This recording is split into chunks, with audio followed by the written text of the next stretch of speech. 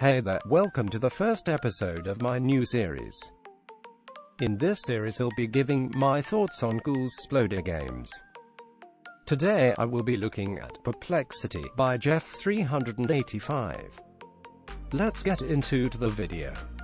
You may notice when starting this game that the art style is fairly simple. It consists of different colored outlines, pretty much never using any graphics. I wouldn't call that a bad thing. The simple look of the game works for this interesting puzzle game in my opinion. The background is just black with the grid pattern. We, the player, are just an arrow with an colored outline around us depending on which mode we are in. There isn't much to say about the visuals, so let's move on.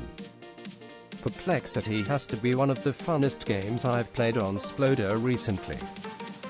The game controls by you pressing the space bar to change modes. When you are purple, you go up and can move left and right. When you are green, you go down and can also move left and right.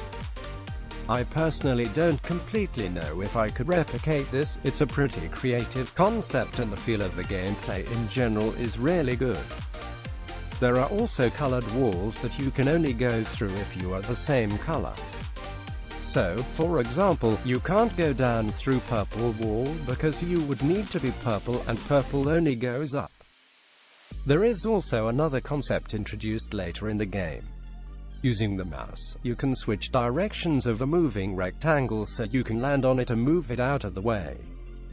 This just makes this already great game even better and feels great to do. In one level, there is another bigger player that you have to use to your advantage. To say it simply, in each level, you avoid red. White is fine to touch though, get the needed amount of coins, and sometimes get keys to open up doors.